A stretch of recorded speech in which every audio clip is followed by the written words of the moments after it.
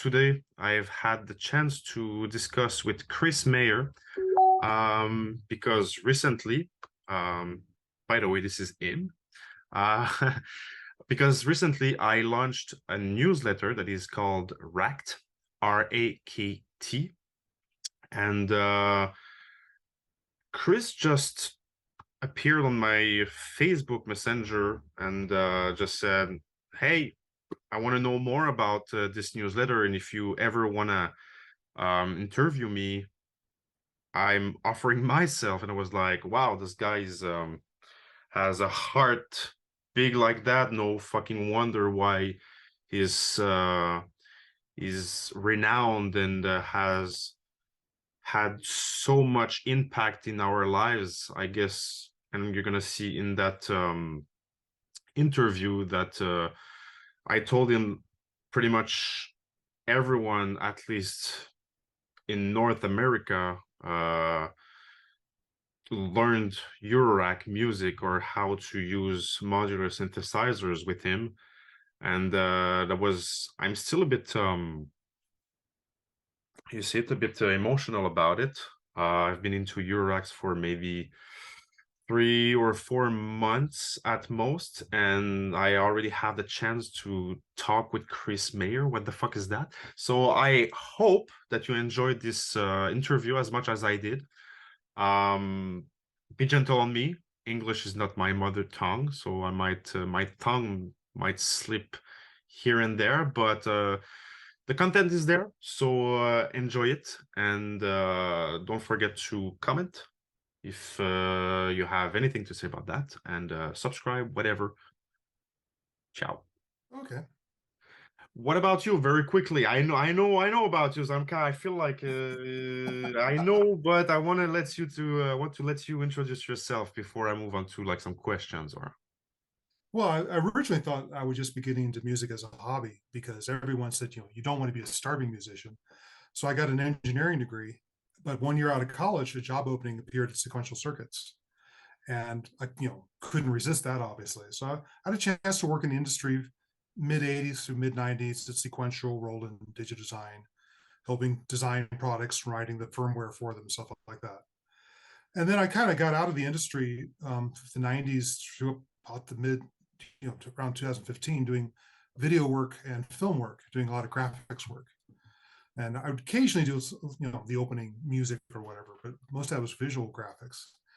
But when we started winding down that business, we're like, what did I really enjoy doing? I enjoyed mucking with sound. So maybe it's time to go get some synthesizers again. And that's Mhm. why I decided to get back into modular was around 2015. That's kind of like the short version of my arc. Yeah. So that's funny you talk about I think you were not Final Cut, but you were into what's the other the tool you're Oh, using? After Effects. Yeah. Yeah, After Effects. So I come from like the graphic design background, and I'm also like a product designer doing applications and stuff like that. So I feel like we're having similar roads. Yeah. I think musicians make fantastic video editors, for example, Yeah. because musicians have a feeling of time and building up dynamics and releasing tension. And, those are skills you need to edit video. So, Yeah, like we can easily see music as storytelling as well, right? yes, very much so. Or at least the way I approach it. Yeah. All right. So, like I said, I'm a newcomer. I know exactly what are the challenges with the Eurorack synthesizers at the beginning because I'm right into it. Mhm. And luckily, I'm still here after a few months. One reason is that I have a very good friend, like I told you, and it made things pretty easy for me, although I had to do the homework and stuff like that. But not everyone has that chance.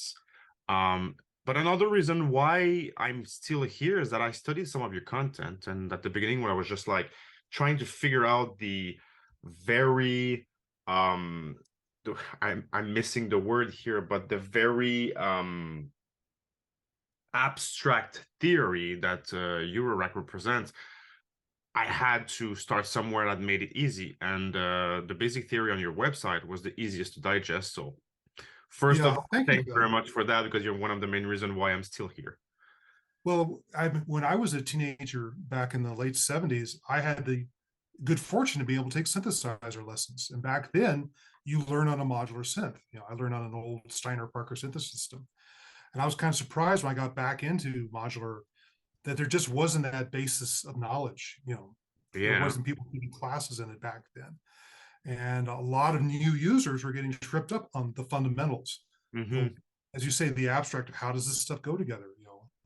So that's what prompted me a lot to start doing the videos. And then Kim Bjorn tapped me to write Patch and Tweak with them.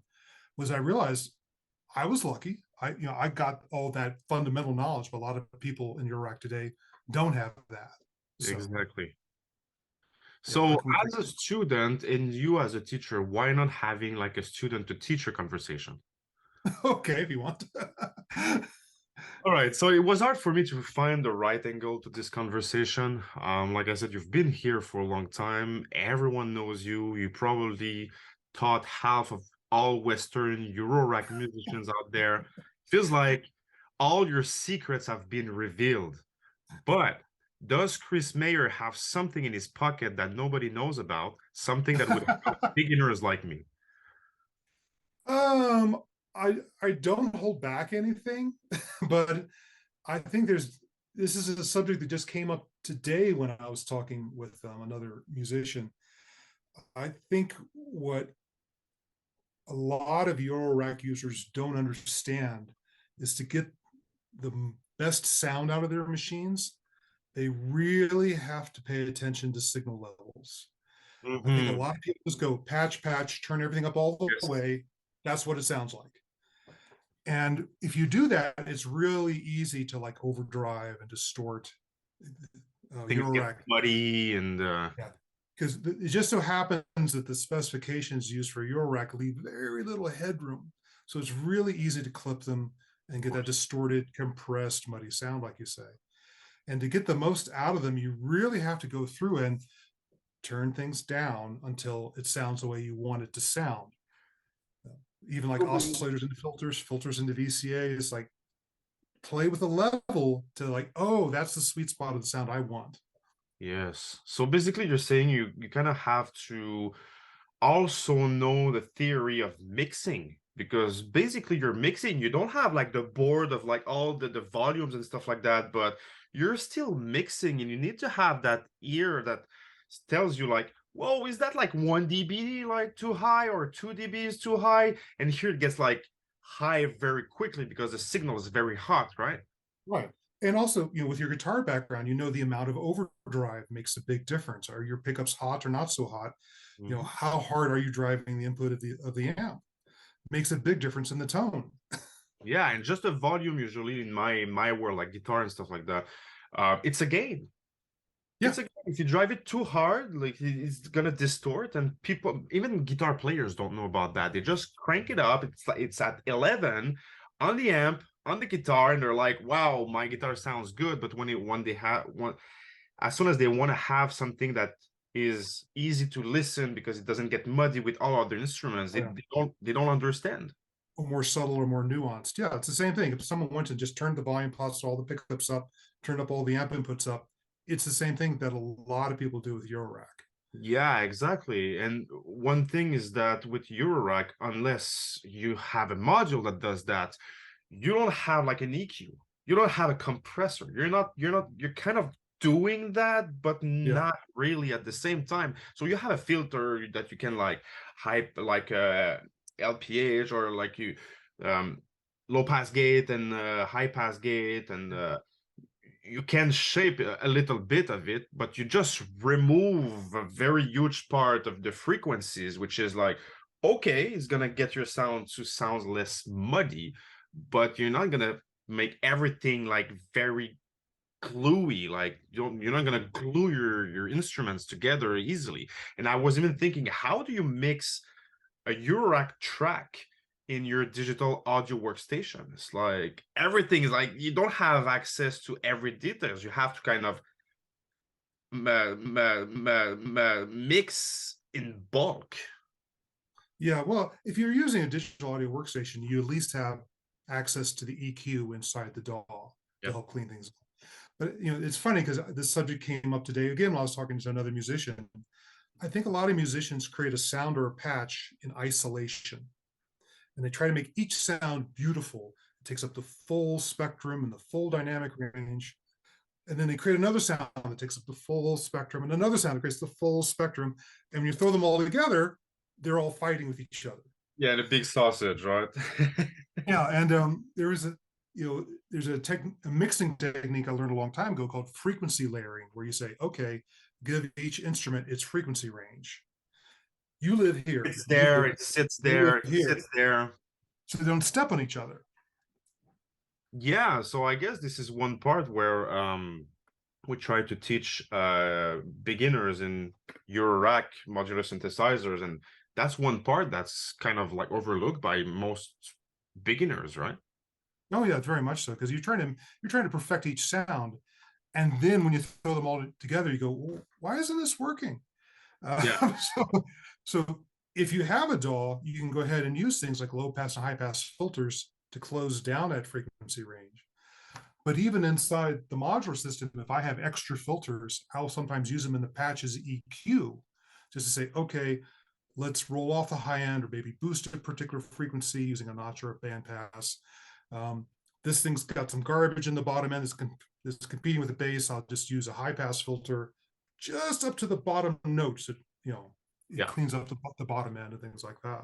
sure. So when you send your signals or your let's say your track into a DAW, do you separate instruments, voices to mix them separately to make them sit together? Yeah, as much as I can, I try to break out every sound onto its own audio path into the DAW. So that'll allow me later on not only to change the mix between them or fix any clipping issues of mixing them all together at the same time, Mhm. but also to start carving out like, okay, you need this range, you need this range. You'd be better if you had a chorus on you, you know, and it allows me to really fine tune stuff after the fact. When you're playing live, you have to put everything down into a stereo mix and put it through the speakers. But when I'm in the studio, I break out everything as much as I possibly can. Yeah, yeah, yeah. And I guess that you're using FX with plugins because it gets difficult now to sit a voice in that track in the DAW with a reverb and trying to EQ it afterwards. Am I I correct, or do is that something that Well, I you do a lot don't of do? stuff in the DAW, particularly like one master reverb that everyone goes through to put everything into the same room. Yeah, Um, but in my case, sometimes I'll use the effects as part of a patch if it's a special effect, like a particular, you know, distant reverb sound makes that patch sound really good. I'll go ahead and patch it in the synthesizer. Um, the way my systems are set up, I've really integrated the computer and the modular. I keep pointing over my shoulder. That's the big modular over there, mm, where I actually can send effect sends from the computer through the yes. modular and then back again. And I'll do that with my live system as well as the studio system, so that I can, you know, gives me the freedom to say, hey, I wish everyone went through that delay chain I've got patched in my modular that I really like. On the other hand, oh, maybe people sound better using the shimmer plugin I have in my DAW. So do that inside the DAW. So I guess you're using your computer for live performances. Am I right?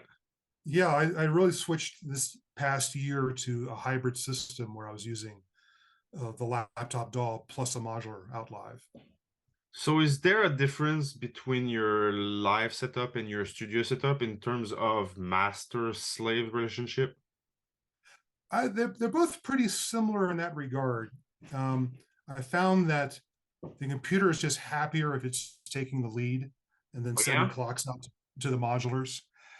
So I got both systems set up that way where the DAW is the clock master and then sends clocks. So I have the same sequencer in my portable system and in the studio system. Um, yeah, I treat the two systems very, very similarly, to be honest. That's a funny question because recently I did the opposite. My computer was a slave to my Eurorack, and I sent like the track to my friend. Who was like, "Man, that's original. I never thought of like making the computer like a complete slave because I was just like triggering stuff in the DAW and everything was happening with my Eurorack." It was like, well, that's Well, kind that of is, I fresh. mean, that's a subtle, important point for clocks, what the tempo is. I happen to use Ableton Live as my DAW. Ableton Live hates to follow a clock from somewhere else. Yeah, So it has to be the one sending MIDI clocks like the sequencer in exactly. my modular. But I don't use a sequencer in my DAW. I use the modular sequencer, not just to sequence parts in it, but to send MIDI notes back into the DAW. One is a backup. So if I want to double up a track later on, I've got a recording of the MIDI information, but also to go ahead and play virtual instruments from the modular sequencer back in the DAW. Do you have that challenge of synchronizing everything with Ableton Live? It's a challenge, but it's something I kind of get out of the way at the start of each project. Is I'll have a loop in Ableton Live, which I know is going to be locked to the grid because Ableton Live is in control. And then I'll set up a simple sequence on the modular, record that in, and see how much they're out of time with each other. And then Ableton Live in its MIDI preferences has an adjustment where you can say, how early do you want me to send out the MIDI clocks? Yeah. So I look at how much are out of sync and say, oh, there's 60 milliseconds out. Send the MIDI clocks to the modular 60 milliseconds early. Yes. Bang, everyone's in sync.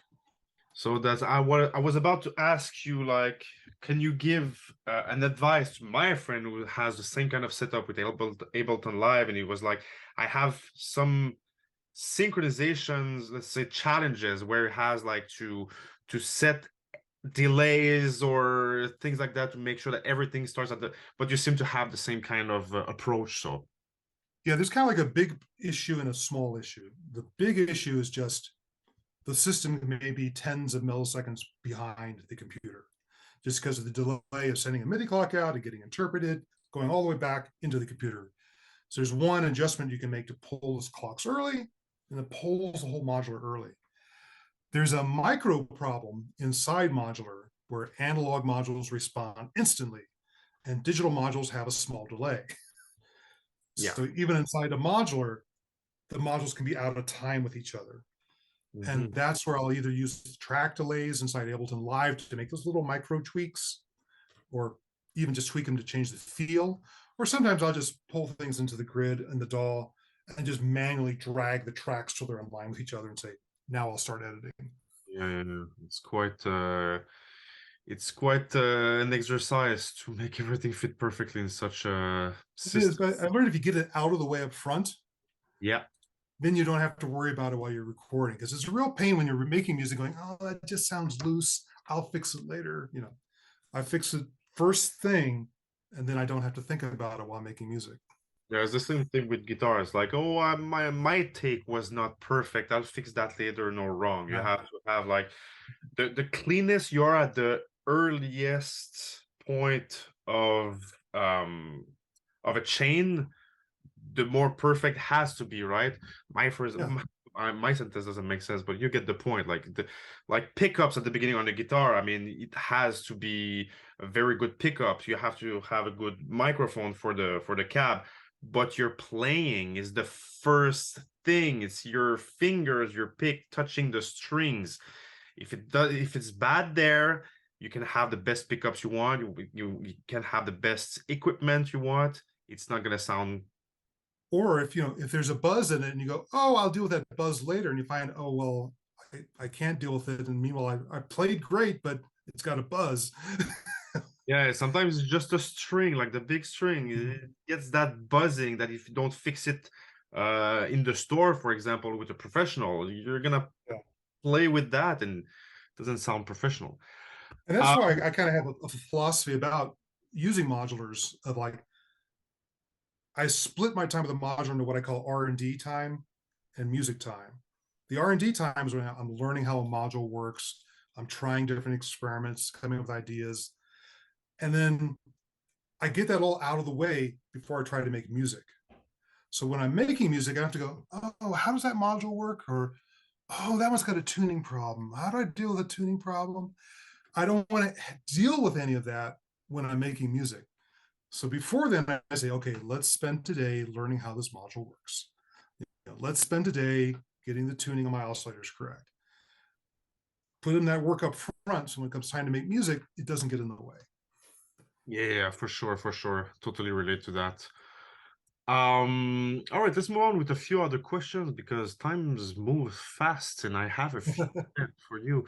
Um, so you see me coming, like I ask questions from beginner's perspective, although we had a conversation for the last 10 minutes that maybe doesn't have much to do with beginners, although those are super great tips and pretty sure beginners will find that very useful. But what's your biggest challenge when it comes to making sure that beginners don't give up? Yeah, I think that beginners, forget that none of us knew how this worked when we started. No one was born knowing how to use a modular synth.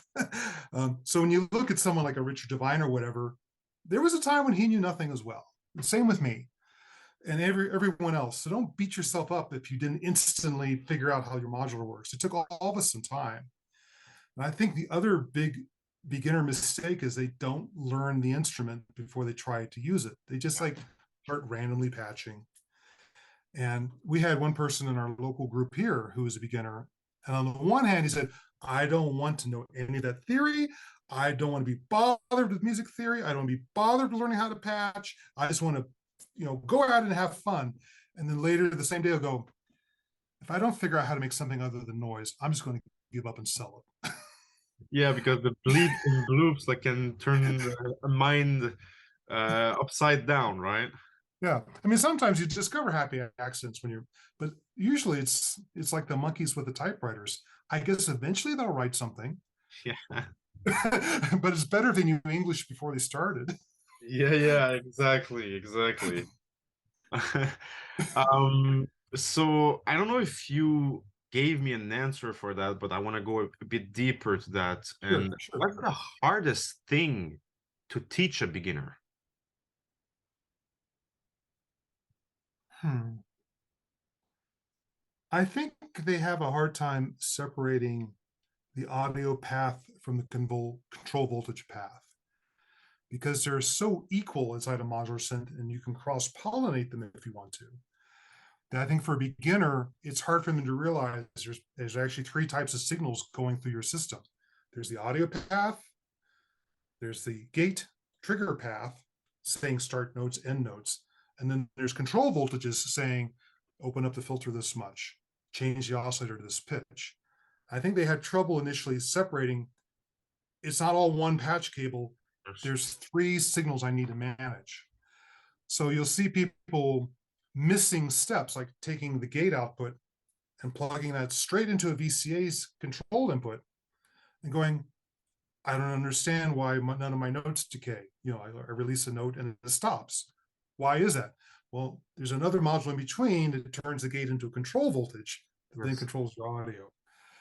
So I think separating the gates, the control voltages, and the audio is like one of the initial hangups people have of trying to manage the signal flow in a modular.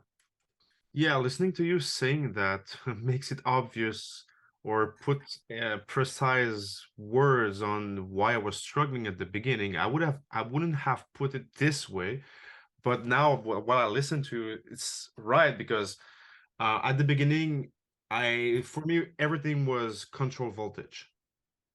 And then the audio at some point, I was like, oh, okay, I kind of understand. It's like a set of control voltage oscillators and stuff like that that creates what we could call an audio. And correct me if I'm wrong, I'm still a beginner.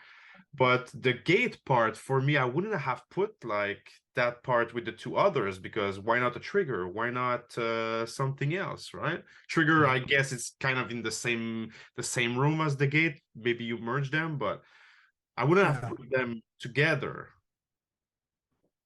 yeah, yeah. I think realizing that there's these different things you have to manage all at the same time, these parallel paths. The gate or trigger to start and end notes, the audio path, and the control voltage is saying, well, what's the character of the sound? Once you realize you're managing these three parallel things, I think it becomes easier to patch.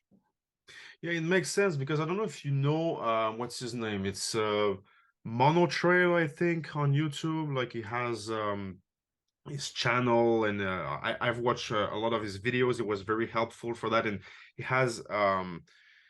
he creates visuals for those paths, and he always had, and if I remember correctly, I'm gonna check one of his video after our call Mhm. to see if like he applies the same let's say theory Yeah, as you just explained, but he basically separates his connections in three colors, and I would imagine that is CV I, voltage, I gates, and I do the same thing. I color code my patch cables for my courses. We did it in Patch and Tweak just because I wanted it to be easier for people to follow the yeah. different things that were flowing through the instrument. And now I do it all the time, even my own patches, just so I can glance at something and go figure out what's going on rather than where does this one go? Where does this one go? You know? That's such a great advice or a great way to explain all of that because um I was having like I'm following Div's kids channels and I Yeah. interact a lot with them and he asked questions recently. Sorry, Div kid, if I'm spoiling your hidden secrets or hidden conversations, but it was asking us how do you use colors in your patch, and to me it really feels like we all have our own way to use colors, and fair enough. I think we can have different ways of doing this, Yeah. but um I feel like people who have a lot of experiences tend to go your way because, well, that makes tons of sense. It's not just like our own personal opinion about it. It's just like seems to clarify a lot of things. Yeah, I think particularly for someone starting out, although it's an extra thing to think about, it will really help remind you, what did I just, oh, that's what I'm doing, to see the colors. I know a lot of people color code by length of cable, just so they know, I need a long cable, that's a green one. That's what makes the life faster for them. Some people just like to have all the same color, you know, for performance. Oh, all red cables, or all glow in the dark cables, or whatever. Visually, Because it looked good, but yeah, because that's what they like. But I think for beginners, it really helps to color code, at least when you're starting out, just to remind yourself this flow is different than this flow is different than this flow. yeah, yeah. Especially if you're in the dark or with LED colors, where you're like, okay, well, where does this cable go? And then you try to track where it Oh goes. yeah, yeah, Like, well, not yeah. the best way to do it. We're supposed to be at time. Do you have more time to continue the conversation? Yes. All right, I'm gonna try to make it quick so it doesn't go over Oh no, another. it's perfectly fine. Feel free to answer all the questions you think you need to. Oh, good, good, good, great. I appreciate it.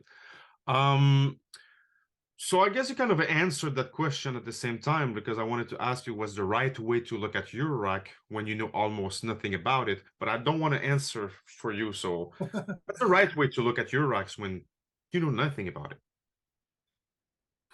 When you don't know anything about it. Like the right angle, the right point of view to really kind of to grasp it at the beginning.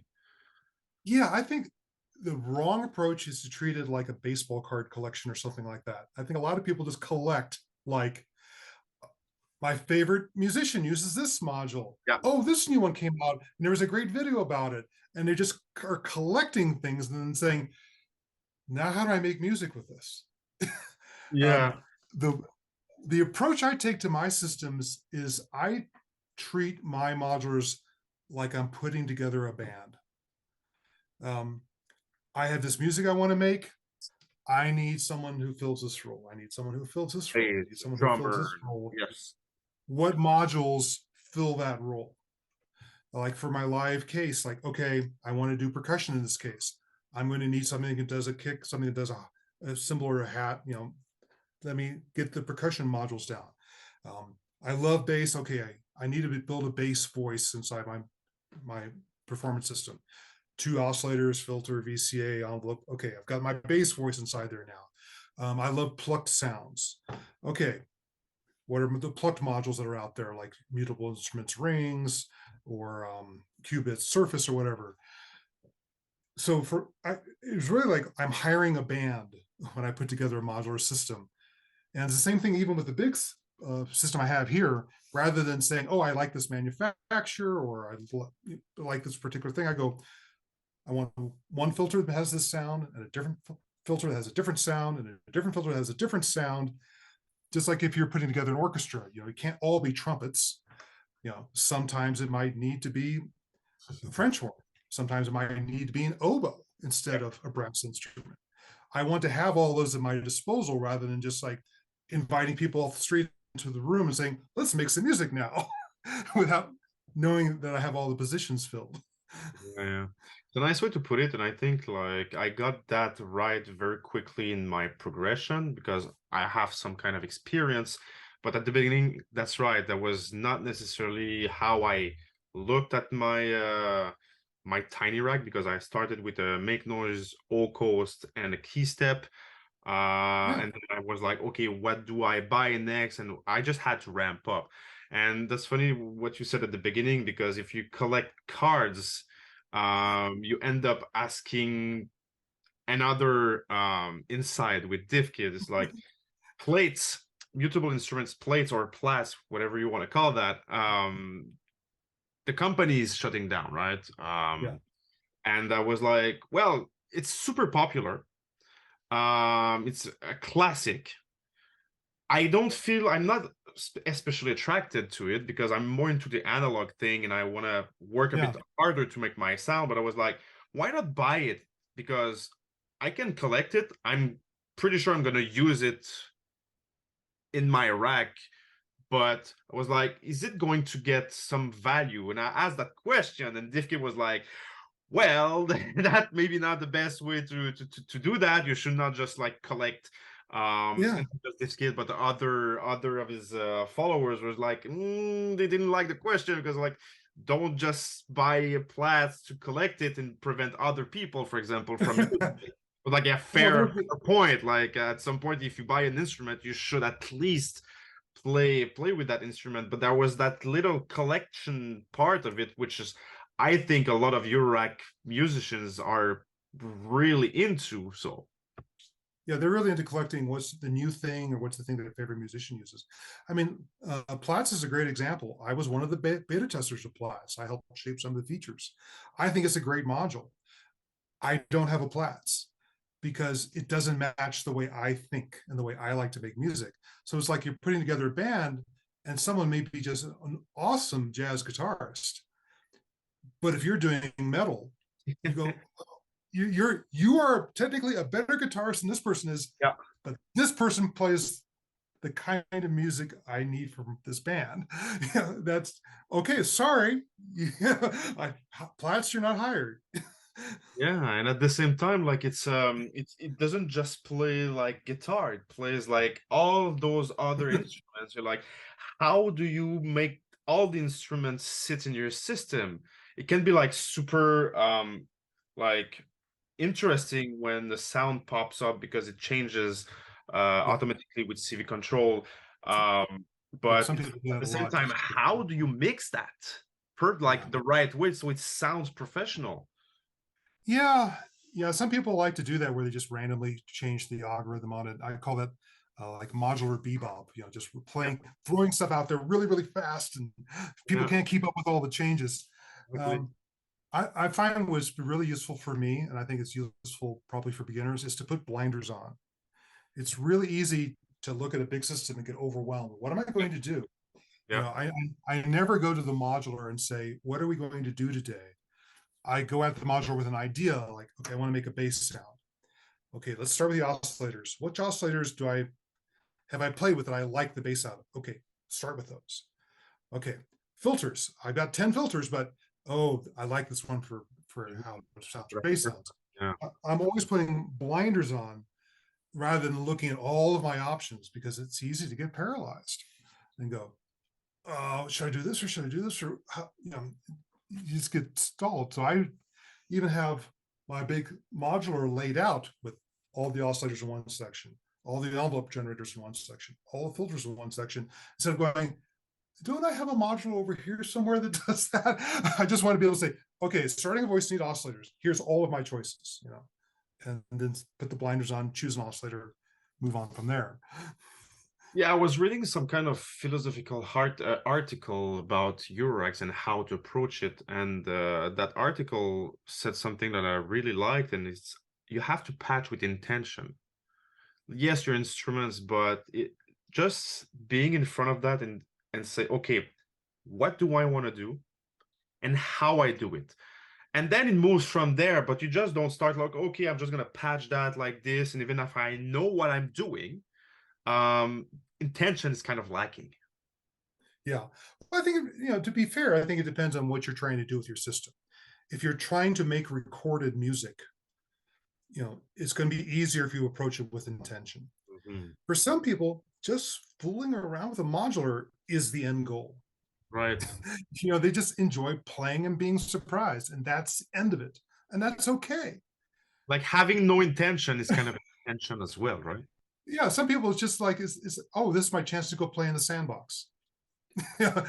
Yeah. But if you're saying, no, what I want to do is I have a gig coming up or I want to make an album, then the intention will make it a lot less frustrating of an experience. Yeah, for sure. As soon as you want to be like quite structured and easy to interest people who are not music experts, if you want to do something that's musically very attractive, you have to have some kind of intention at the beginning, right? Yeah, yeah, it helps. So, did I ask a question? Well, I guess we covered that. I'm not gonna ask you that question. All right. So you came after me. You came after me with a knife and no no. You came to me after seeing a post about the new rakt Yeah. newsletter, something that I just launched recently because I'm just like really obsessed with Eurorack. It's really, really amazing. And right now I'm just like making more articles and more things like that than making music, which is something I have I have to do something about that and make a little bit more music. But I'm Yeah. trying to create a lot of content right now because one, I get to talk with someone like you and I can learn even more. So I guess that's the very good side of it. I quickly share with you that the first issue of Rakt would be interviews with Eurorack musicians, people like you. That the interviews questions were designed to make newcomers' first steps easier. Yeah. And looking at your products, Patch and Tweak, learningmodular.com, you definitely have the same goal. Yeah. So tell me, what's missing out there that would make beginners' lives even more easier, that would reduce the amount of thrown towels in the early stage of acquaintance with Eurorack? um, I to me the most useful tool when I'm building a patch is an oscilloscope. I Okay. have a Mordax data in every one of my cases. And whenever I'm learning a new module, I always patch through the data and go, what's the signal going into it? What's the signal coming out of it? And that's how I learn every module is with at least a two input oscilloscope to say, what am I sending it? What is it outputting in response? Mhm. And that is how I personally shorten my learning curve, is rather than just patching, turning knobs, listening, and trying to reverse engineer what it's doing. As I actually look at, I gave it this signal. This is what comes out. I change the signal. Oh, that's how the output changes. Um, so I think cheap oscilloscopes would probably be one of the most useful things for beginners, just to make part of every patch or every module that they're learning to understand, oh, that's what it's doing from input to output, instead of going like, well, let's see what this does. Yeah, so it tends to transform the abstract part of Eurorack into something that's much more concrete. And again, funny that you say that because at the beginning, like after a month and a half, I was kind of struggling. I was like, I understand the theory. Like, talk to me. Okay, I kind of understand, but I understand when I touch and seeing the oscillators, seeing those waves after the way they were patched, for me was like a revelation, was enlightenment. I truly understood at that point, or let's say not truly understood to the point I was like,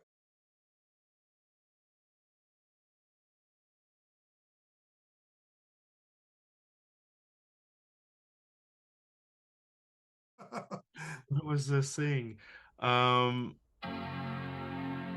You're saying it was a breakthrough for you when you understood, oh, that's what the oscillator's doing. That's what the waveform looks like. Yeah. yeah.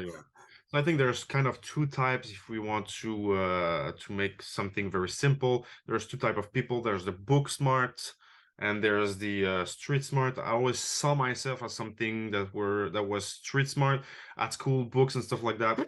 Didn't talk to me, although I could like just take the time to read and understand, but I wanted to touch. And when I touch, it's just different games. Like I'm into it. I understand the thing, and for me, that's just life. So when I saw those oscilloscopes, I was just like, okay, man, this is it. Like, I know what's going on, not just a theory of like, try to picture how the oscillators will behave Yeah. when you hear that.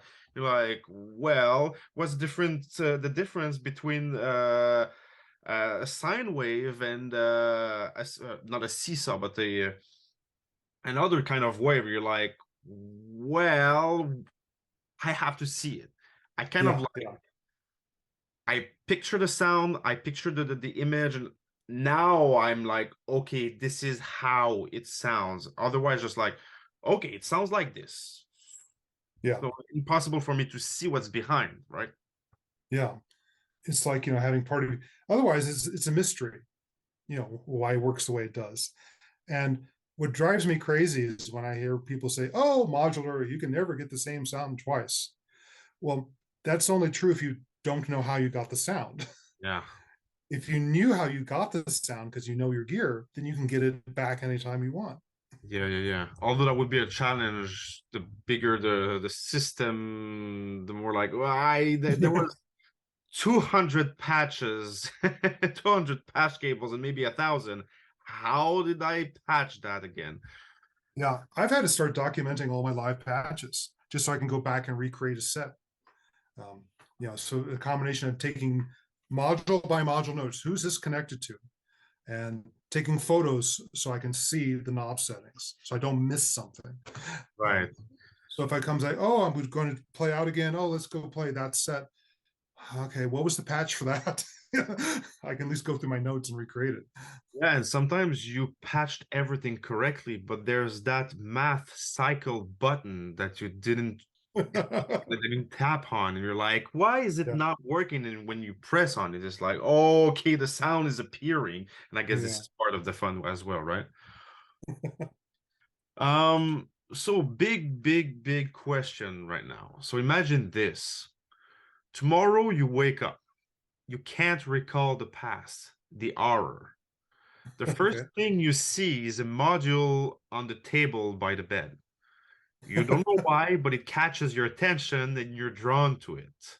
Okay. What's the best module you could find on this table to get you fully back into Eurorack in your record time?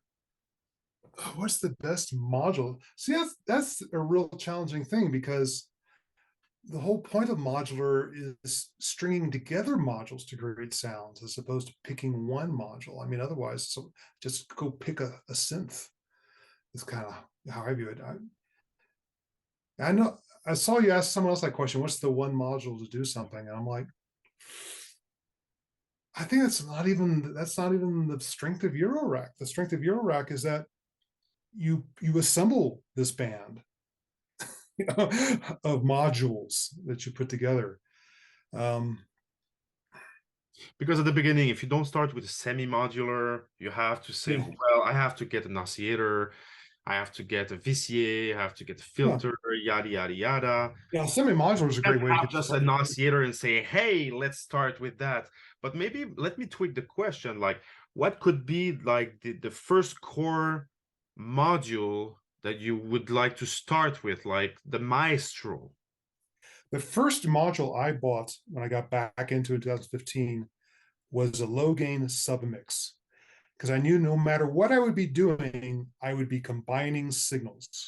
I would be mixing together oscillators, I'd be mixing together filters, I'd be mixing together LFOs. So the first thing I was going to need was a big, versatile, multi-channel, multi-section mixer just to help direct signals through my system. So that was the very first module I bought for my system was this thing called a submix because I said, I know if nothing else, I'm going to need to mix signals together. Well, I feel like whatever the company was who created that, they don't exist anymore and they don't create that anymore. Am I correct, or do they still No, exist? low gain is still around. Yeah, the company Low Gain is still around. I don't know if he still has submixes. He tends to make small batches of things, but you can get other modules that do the same thing. But that was just an example of, well, I know no matter what oscillators or filters or whatever I decide, I know I'm going to be mixing stuff. So let's start there. Um, today I'd almost tell people get a more X data first, just because you would have it to analyze whatever modules you buy later, but also it can act as an oscillator and things like that on its own. So And to go back to what we were saying about the data module, that feels like the right way to start with. Imagine you plug that in, you don't remember anything about your Eurorack modules. You're like, okay, you kind of figure it out. Okay, you plug the oscillator into it, and you're like, whoa, okay, something is going on, and for all the reasons that you mentioned before. So I guess that would be another module where you could like wish it's on the table when you work up with. yeah, particularly with the data, because you can see what the waveform looks like. You can change it to tuners, see what the pitch is.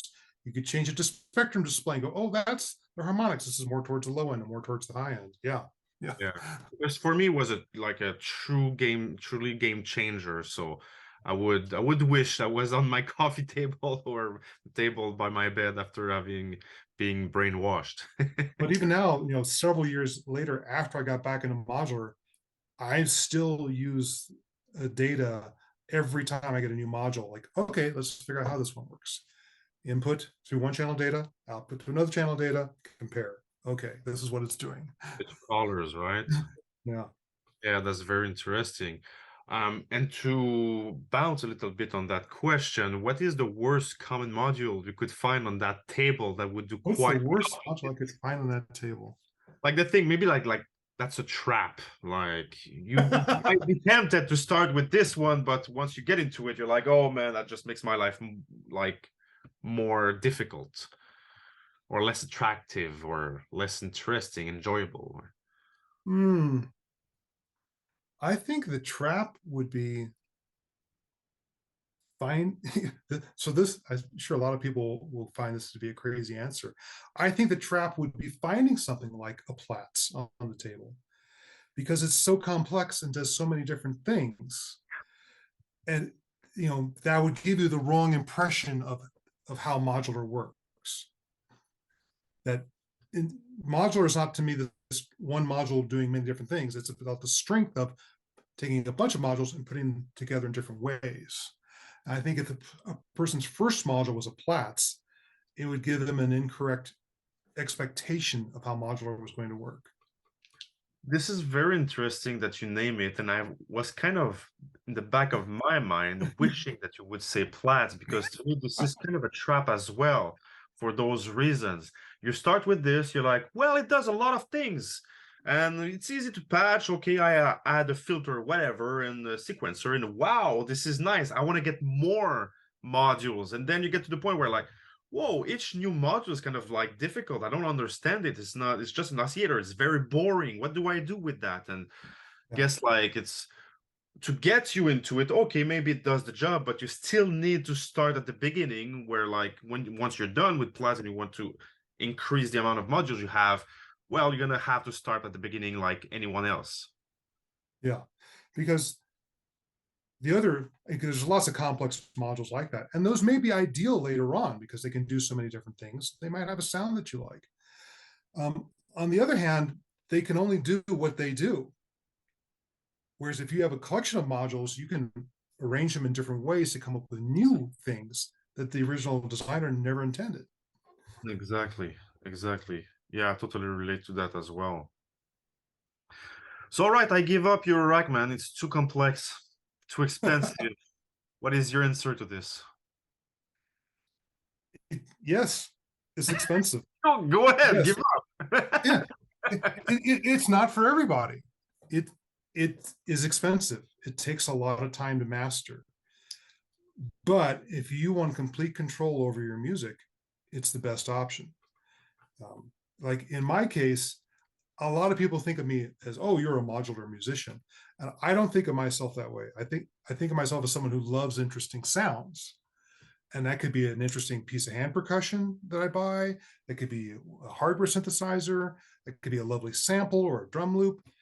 It just so happens that the modular synthesizer is my favorite way of making interesting sounds.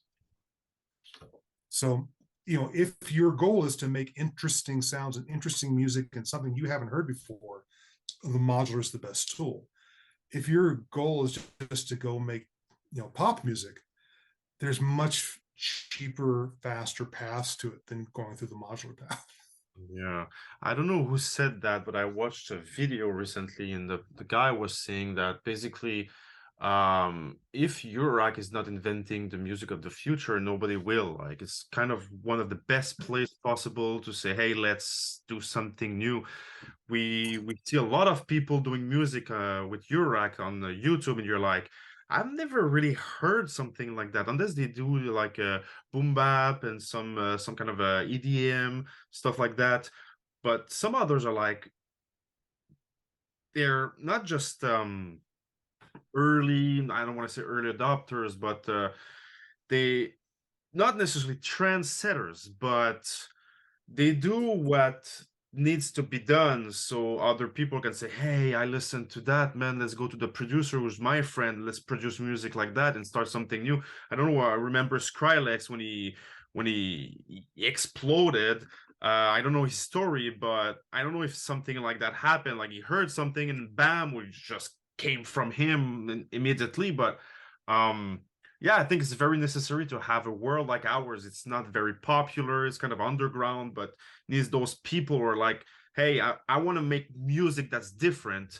Whereas people who want to be popular, they don't take that path. And I mean, I don't have anything against that, but sometimes we But pave the way for them. So they're like, I've heard something, and let's use that to make yeah, something I mean, successful. for me, that's one of the most exciting things about synthesizers is compared to other instruments.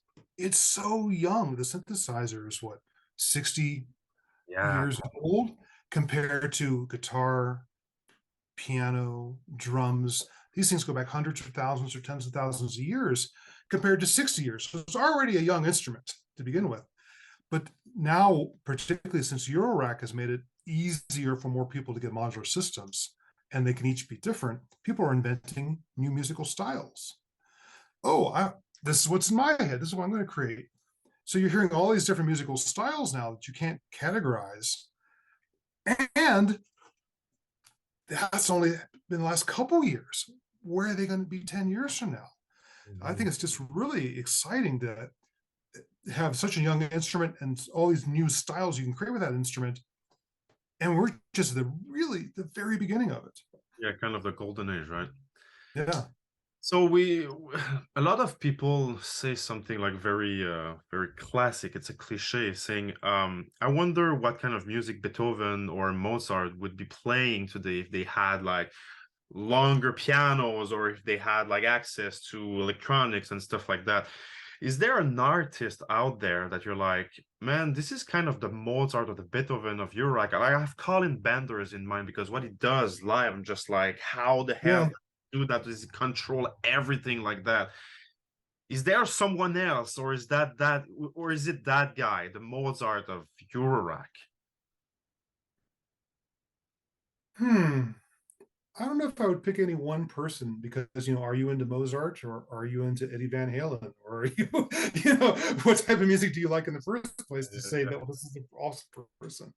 Um, I mean, for me, like when a person who's a personal friend but also a real inspiration to me is a musician like Steve Roach because Mhm. he is just one with his instrument and the way he creates with it with the studio and all the synthesizers, including his modular system and his sequencing systems, is I've never I have a hard time finding others that have melded their mind with their instruments that well. Yeah. Yeah, I can relate to that because when I discovered him very recently, like maybe 2 months ago, I was like, this is it. This is, I don't have the music theory like he does and stuff like that. I don't have that background, but I listen to music like, I don't know if you know those bands like Textures or Tesseract or Tool or Meshuggah. they have those time signatures, that things that are like, how the hell can someone play that alone? Like the drummer like have different time signatures and like playing at the same time different ways with the arms and legs. You're like, how do you have a brain to do that? And with Steve Roach, I'm like, this is kind of it, but in Eurorack. Yeah. It's very Yeah. impressive. Yeah. So, I mean, he's one of the people who's, in addition to being just a wonderful friend, I'm inspired by how he is really bonded with his instruments. And he can just create this stuff almost, it seems like, effortlessly, very, very complex music. But there's lots of people doing, just amazing stuff. Richard Devine is something a lot of people point to that they really like what he does with it. Sure. State Azure is amazing. Yeah. There's a lot of interesting people doing really great things with their systems. Yeah, totally. Well, teacher, before we leave, what is my next homework to make my beginner's life easier? What's your next homework to make your beginner's life easier?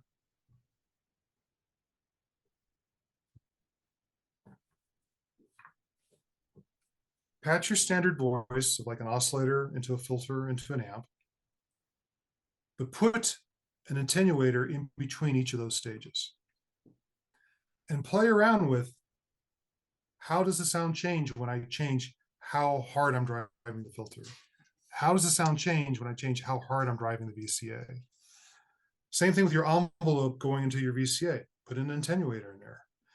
The secret a lot of people don't realize is a lot of VCAs are supposed to be set at halfway to get. Otherwise, that's the only way they're going to accurately reproduce what the envelope is. A lot of people just turn the knob up all the way in the VCA.